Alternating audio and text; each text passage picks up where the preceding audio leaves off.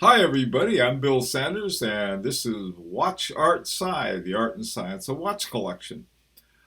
Today, what I want to talk about is I suppose, fine-tuning of high quality and different kinds of things that we can find in what are called luxury watches or high horology. Now, here's why this is important.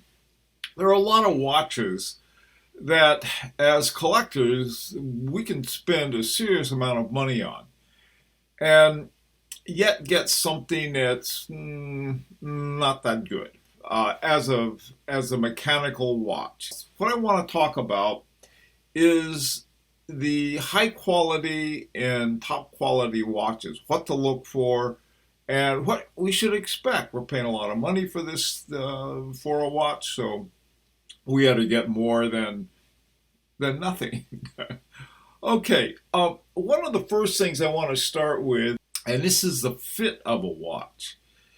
And watches that have movements that are made for the watch have the best fit.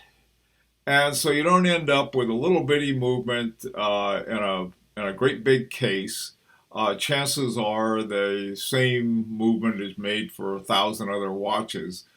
You want a good fit. Let me give you two examples here. Here's one that is my Harboring 2, and a Harboring 2 movement was built around this particular watch. It's called the Felix One. It was the first in-house movement that they had. Now, not because it was the first one, but it happened to be the first one to use this, and so in making the case and making the size of the movement, there was a pretty close configuration. And so when you look at the back, when you look at the watch, you can see that there's not some little bitty case and a little bitty movement and a great big case. They go together pretty well. And so that's one of the things. Now the Harboring is famous for two things. One, for winning a lot of Grand Prix awards, and the other thing is this relatively low price. They're under $5,000, which is probably makes a lot of people mad. The materials that they're made of, they are stainless steel, and there's no gold or diamonds or jewels, but still they're watches that are also steel, made of the same components that cost a lot more, but I don't know if there are any more in terms of a high quality watch. Now let me give you another watch that is, this is Vacheron Constantin's Historiques Americaine 1921. And the 1921, the reason I'm bringing it up is that it was another watch that when it first came out, it had a new movement in it. Let me see if I can put it up there. Well, it's sort of hard to see with that light. There it is. And if we look at the back, we can see through the exhibition window, we can see that there's a pretty good fit. Now, the sides of the watch go out a little because it does have a cushion shape to it. And so with the cushion shape, which is sort of a compromise between a square and a circle, sometimes you'll have the sides poking out a little more than you would otherwise. Now, if you want to see sort of the perfect example of a fit, for me it's this Langenhaid Georg. And if you look at the watch, you can see how the bridges are set up as part of this rectangular shape of the watch. They're not sort of superimposed on a round watch.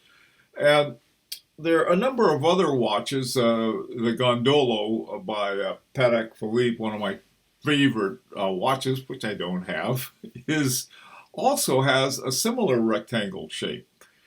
Now, one that doesn't is a very interesting one. It's one of my favorite watches that is not a round shape. It's a tetrahedron shape, and it's the Vacheron Constantin 1972. And the 1972, this is the third version that came out in 2013. The one I owned came out in 1999, and the particular one I have was made in 2000. Uh, Now, the previous versions of the 1972 all had round movements in it. And it's the only watch, I think it's the only watch, one of the very few watches that Vacheron Constantin has this kind of shape for. I don't think they're going to have any more. Excuse me. Several of the models are for women, and they're smaller and have lots of jewels in them, and they also have a quartz movement. But the particular movement in this 1972 it has a Geneva seal. It's really a very excellent movement. It's very thin. It's the caliber 1003. Okay, so there's some cases where you say, look, we got this odd shape thing, what are we going to do? Make an odd shape movement for it? And the answer is probably no. So there are some exceptions.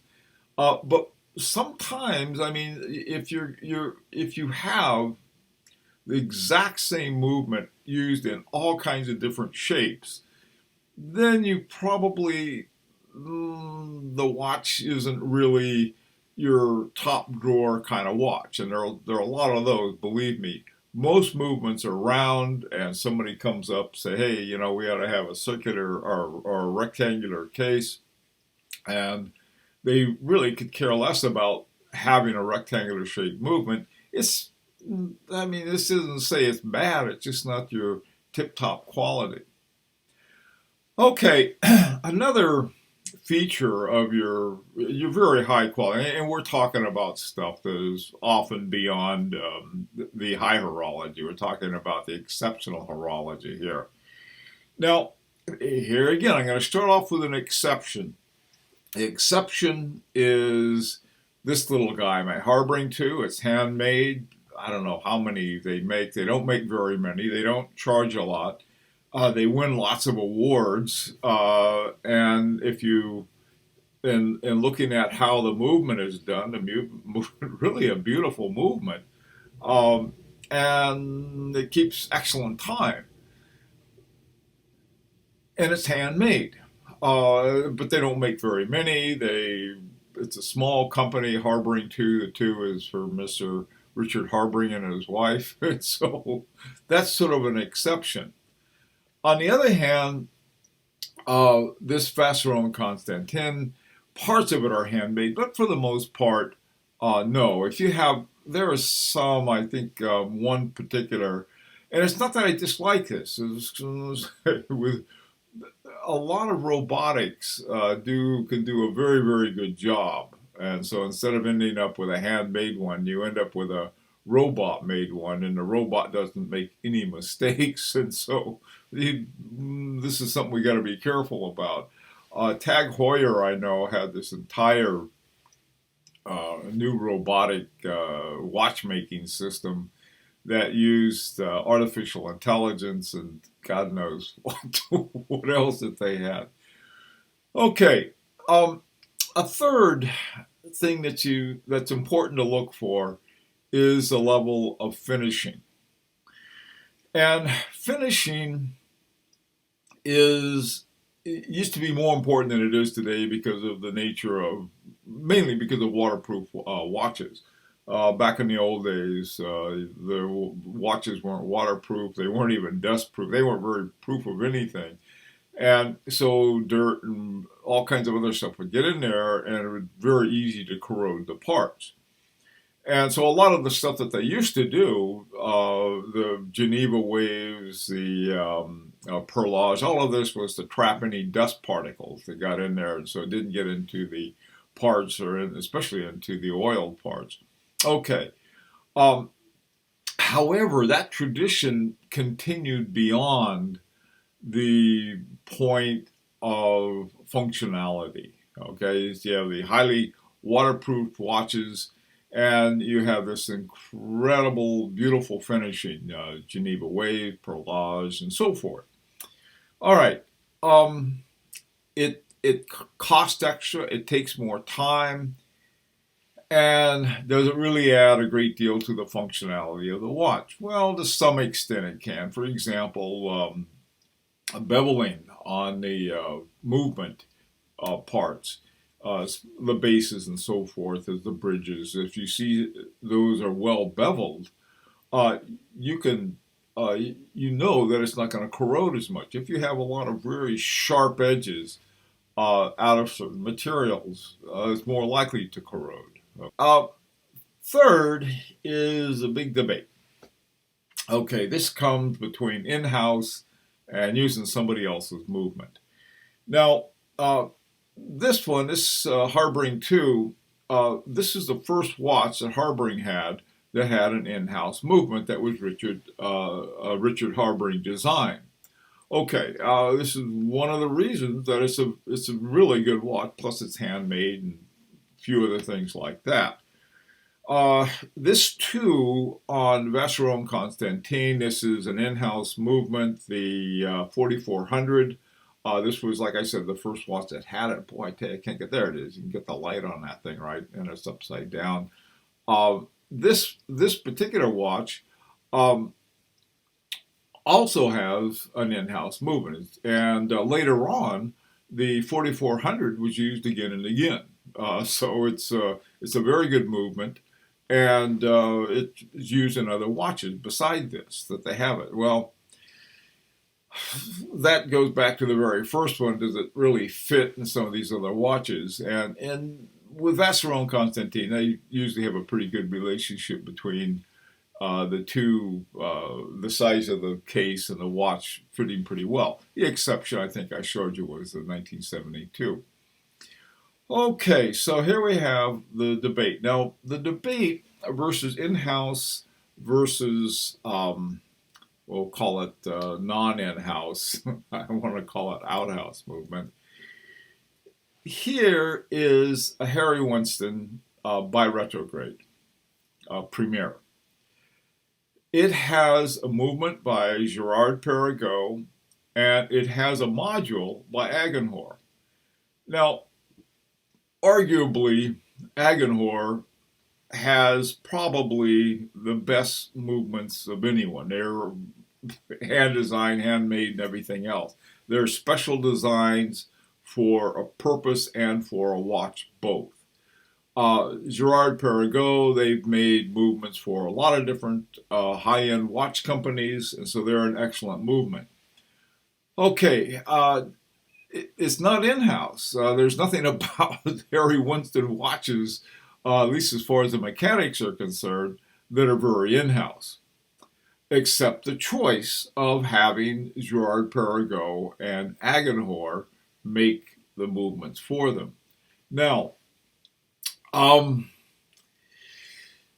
the if you have a company like Harboring 2 that started with ETA movements, Valjus, and other ones that are owned by ETA, there's the complaint goes something like this, and I'll more specifically, my complaint goes something like this. If you're going to pay a lot for a watch, you ought to get a movement that reflects what you're paying for it. And so if you have one that's mass produced and they throw that into a watch that you just paid thousands of dollars for, on the other hand, you do have companies that make really good movements. Two that I would buy a watch any day. One is Vasseur, and the other one is Agenhor. The trouble is, I probably couldn't afford most watches with an Agenhor movement in it, and I feel quite fortunate in having one even with the a module in it. So in-house versus something else can be one of those things that can be quite controversial. I know it is already. Now, one way that people deal with that controversy is they try to sort of make a silk purse out of a sow's ear, in the sense that they'll say, well, here are these cheap movements, but they're really good movements. And some of them pretty doggone good. I have an old Raymond Weil in the It's got an ETA in it. It was an inexpensive watch, so I didn't pay a lot for a cheap movement. And that old thing is, it gets banged around and keeps on working just fine. So that argument can be made that these guys are they're pretty good movements. They're like a little tank of a movement. Well, they're not quite as good. And what do we mean by quite as good? Well, one thing, simply in terms of accuracy over any period of time. How they hold up in different kinds of situations, if every little thing knocks them out of whack. Now, another one that we could take as another example is something that has a very interesting movement in it, is the FP joint resonance. And resonance will knock off the timing in most watches, so something gets jarred and your watch goes like that. I think it was Breguet originally, or somebody's actually before Breguet, he came up with this resonance, is that, well, we're going to have resonance within the watch, and the resonance will guard against outside resonance, and apparently it works. Anyway, as a rule of thumb, and this is just a rule of thumb, I will pick an in-house movement over a non-in-house movement, because then I know the company from the ground up have the mix with the movement and the case. Everything goes together.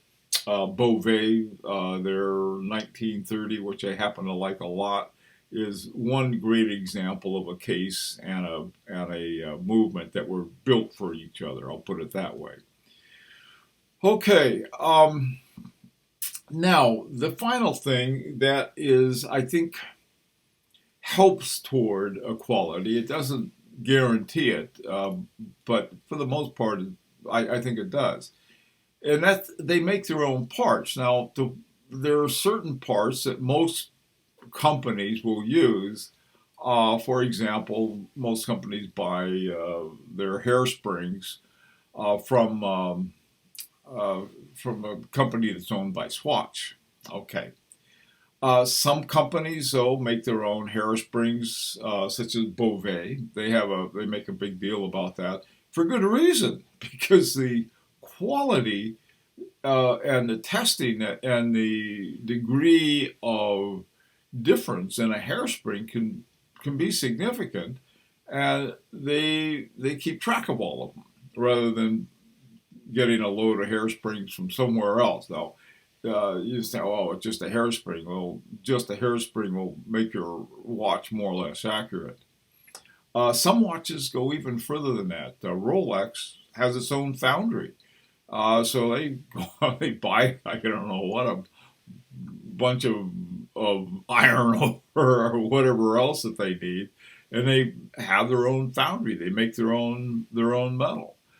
And other companies do some very interesting things. But I mean, this doesn't say, well, if it doesn't have a foundry, it's not a very good watch. Well, that's not necessarily true, but it's one of the things you can look at. Okay, the final thing I want to talk about is milling versus stamping. Your very best watches have milled parts. Now, what that means, they'll take a piece of metal and they'll take away the part they don't want. You'll be left with a piece of metal. That's how cases can be milled, for example. Certainly, your parts that go into your movement, you want milled ones for that rather than stamped. The reason for it is that stamping does something to the metal. It distorts it in certain ways that may weaken it or have some other effect that you don't want on it. Milling costs more, it takes more time, but you end up with a better watch. One of the things I know Vacheron and Constantin, when they talk about their finished parts, they talk about how they're all milled parts and what they do with them. A. Lange & Son, Patek Philippe, all of the very best watch companies do it that way. Okay, well, these are just some of the things I think that when you're looking for a high quality watch, I know some people, they just want it to show people that they have lots of money or something like that. Well, that's okay too. But for if you're looking for really high quality, these are some of the things you need to look at. And so you might buy one brand and you like it, it's your favorite brand. Let's say it's Audemars Piguet. But if you look at the Edward Piguet line, you have all of these rectangular shaped watches. They don't make that line anymore, by the way. But all their movements were round. Now I can see it if they just had one, like that odd shaped one that the 1972 the Vacheron Constantin has. But a whole line of watches, all with rectangular shapes, without that. That's not terrible, but and especially since everything else about Audemars Piguet is so good. But little things like that, if you're looking at the difference between high horology and exceptional horology, those are some of the things I think you can find and you might want to look for. And sometimes you get lucky, like I did, and I consider it luck because I don't consider myself the great genius. I think this Harry Winston was a piece of luck with the Girard-Perregaux movement, and also along with that the Agenhor. And by the way, too, the case was made by the same case making company that makes FP Journe watches. So you have these things, you can find them in little nooks and crannies in different places, but there's things to look for, okay? Rather than just the reputation or what all of your buddies say about watches, look for some actual aspects of high quality. And of course, if they keep good time, I think that's important. Some people don't. If they don't keep good time as a mechanical watch, they're not that good. I just can't accept the idea that it is good. They'll never keep as good a time as a quartz watch. We know that. But keeping good time, I think, is important. And this little guy, my little Harboring 2, keeps great time. Okay, let's hear what you have to say. Let's hear your ideas. Because I really do appreciate it. It's important for you to maybe I got something wrong. Or maybe even more important, you have something to add. Say, hey, you ought to look at this in quality as well. And of course, this is an invitation to subscribe if you like. Okay, this has been Bill Sanders with WatchArtSci. And I'll see you on Sunday with our collection review. Bye for now.